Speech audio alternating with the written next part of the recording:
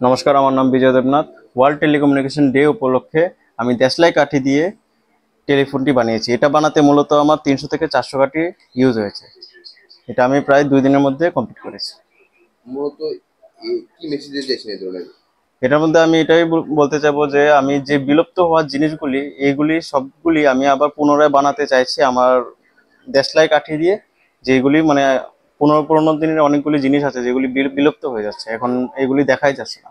তো আমি এই জিনিসগুলি আবার মূলত মানে 8 পিসে বানাতে চাইছি। মানে আমার যে একটা দেশলাই কাঠি দিয়ে একটা বানানোর একটা প্রচেষ্টা রয়েছে, এটা দিয়ে আমি এটা ফুটিয়ে তোলার চেষ্টা করছি।